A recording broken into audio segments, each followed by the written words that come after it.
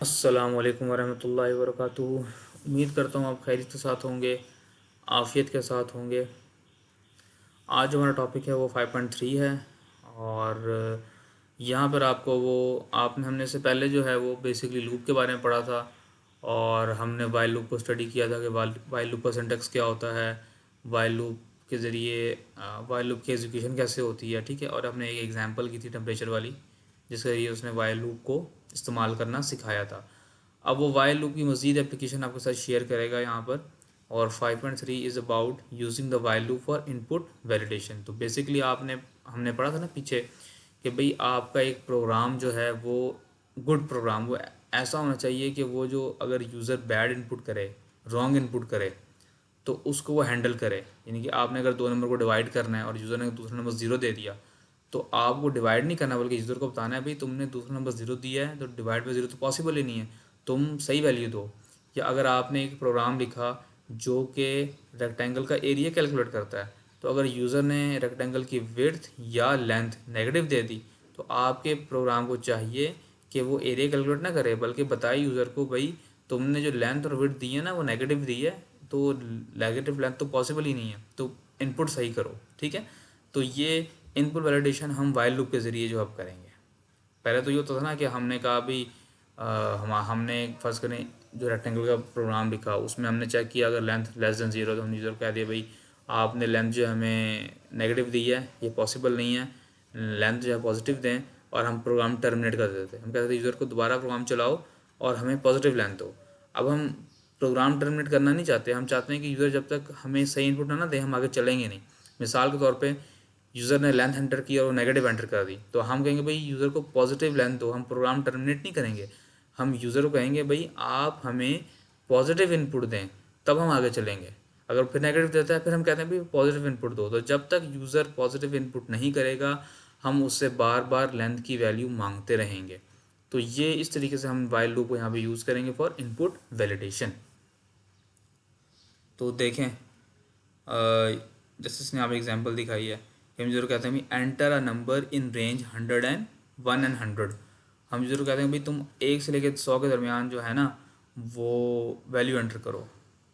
तो सीन के थ्रू हमने नंबर में इनपुट लिया, हमने चेक किया यहाँ पर फाइल में अगर नंबर लेस देन 1 है या नंबर देन ग्रेटर देन 100 है, यानी कि रॉन्ग कंडीशन में चेक की। भाई हमने यूज़र कहा ना कि 1 से लेकर 100 के दरमियान नंबर एंटर करो, अगर उसने नंबर 1 से कम कर दिया है एंटर, या जो नंबर उसने एंटर किया वो 100 से ज़्यादा है, तो हम यूज़र को दोबारा से प्रॉम्प्ट करेंगे भाई तुमने जो नंबर दिया है ना वो गलत दिया है, you should enter the value in this range. दोबारा से हम नंबर लेंगे। तो ये लूप तब तक चलता रहेगा जब तक यूज़र 1 से 100 के दरमियान इनपुट नहीं करता नंबर। तो बेसिकली पहले हम चूँकि हम ये काम नहीं कर सकते ना, पहले पहले हम तो खाली इफ़ पढ़ी थी। तो पहले हम ये करते थे कि यूज़र से अगर यूज़र ने कोई इनपुट गलत दे दी तो हम अपने प्रोग्राम को टर्मिनेट कर देते थे और यूज़र को कहते थे कि भाई मेरा प्रोग्राम दोबारा चलाओ और फिर सही इनपुट दो। अब हम प्रोग्राम टर्मिनेट नहीं करेंगे, हम एक लूप लगा देंगे और हम देखेंगे भाई यूज़र ने गलत गलत वैल्यू दी है, तो हम दोबारा यूज़र से कहेंगे भाई वैल्यू दोबारा दो मुझे। जब तक यूज़र सही सही वैल्यू नहीं देगा हम उसे बार बार सही वैल्यू से मांगते रहेंगे। ठीक है, तो 5.4 कुछ ने इस तरीके से बताया हुआ है आपको। ठीक है, ये using flow chart is the value invalid. अगर वैल्यू इनवैलिड है दोबारा उसको डिस्प्ले मैसेज एरर करो और दोबारा से काउंटर रीड करो और ये काम करते रहो जब तक वो वैल्यू ट्रू नहीं देता, सही नहीं देता। ठीक है, 5.5 को हम देख लेते हैं।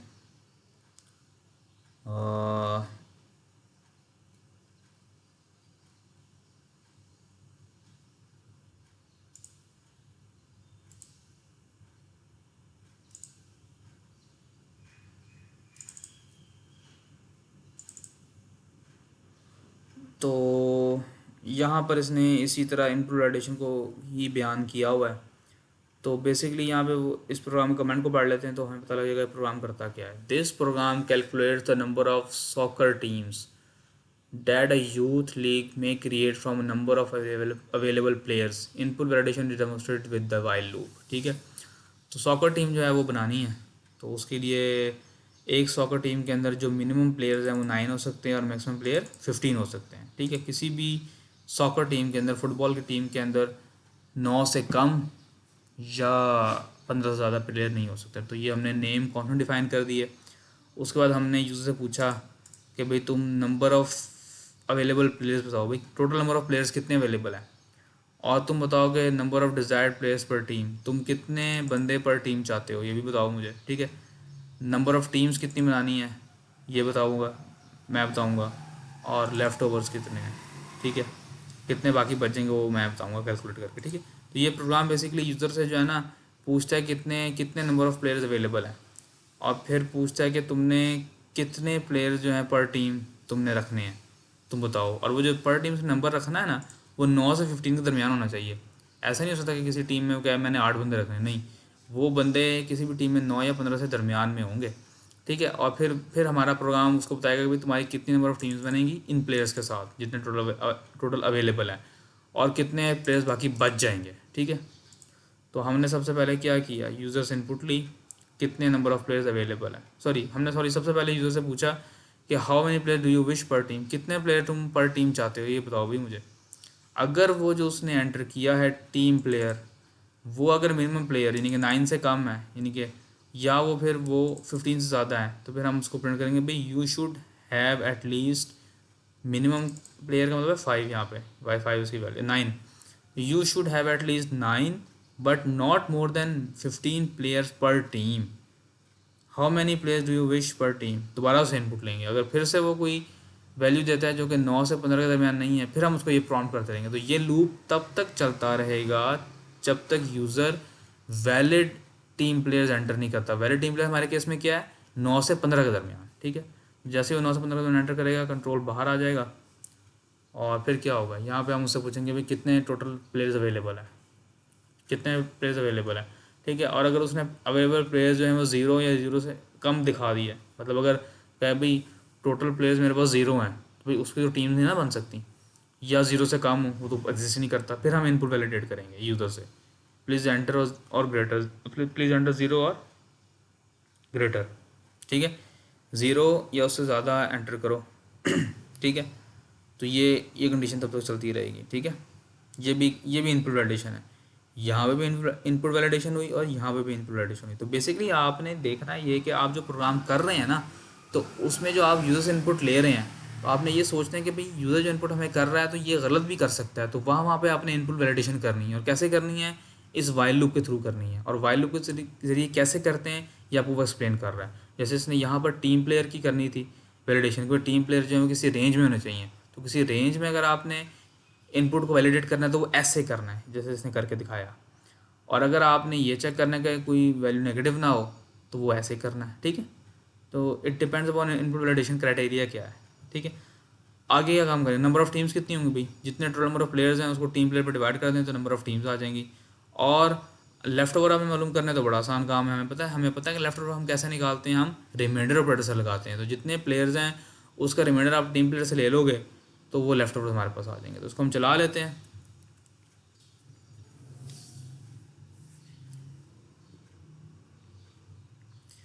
How many player do you wish per team, मैं कहता हूँ 5।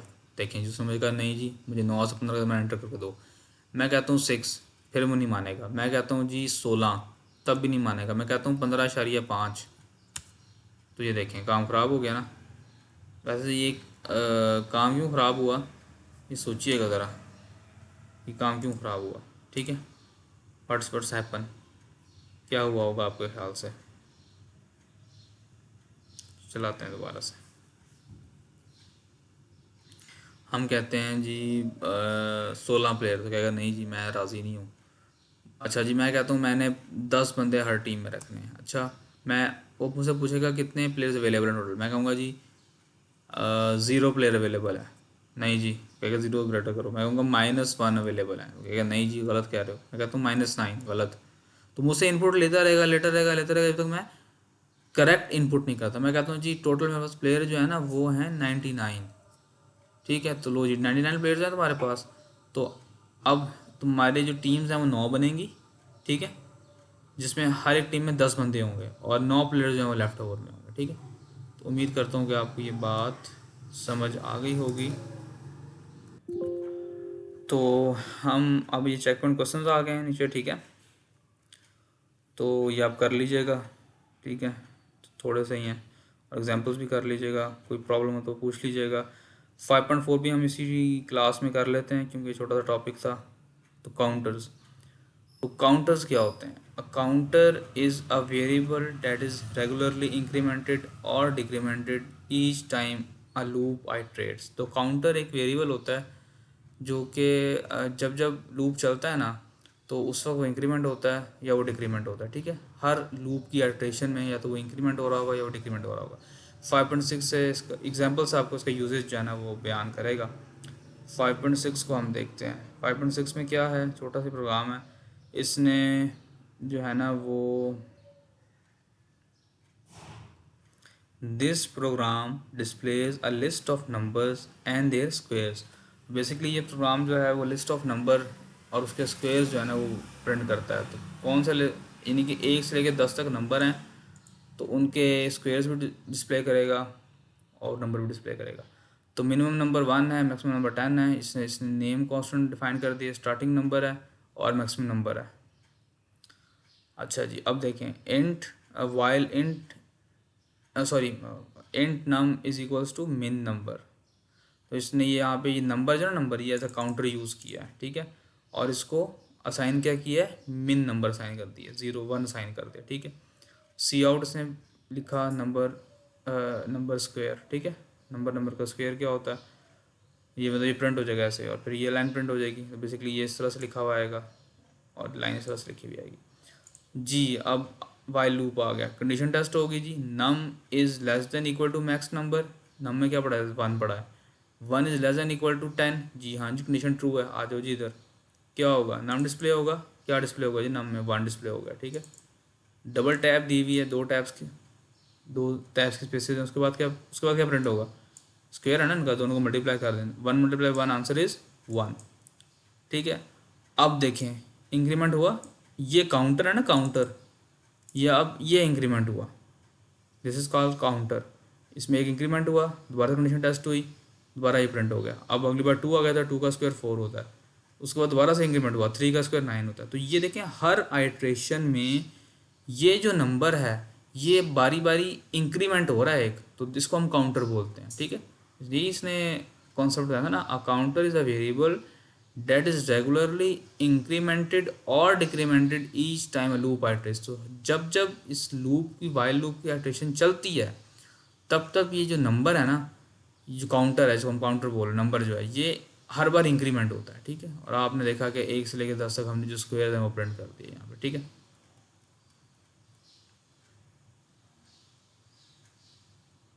तो ये सिंपल सा टॉपिक था हमारे पास जो कि ख़त्म हो गया। 2 छोटे टॉपिक थे। इंशाल्लाह फिर अगली क्लास में मुलाकात होती है और हम जो दूसरा लूप है डू वाइल लूप उसको हम उसमें स्टडी कर रहे होंगे। तो प्रॉब्लम है, कुछ समझ नहीं आया तो पूछ लीजिएगा। अस्सलाम वालेकुम वरहमतुल्लाहि वबरकातुहू।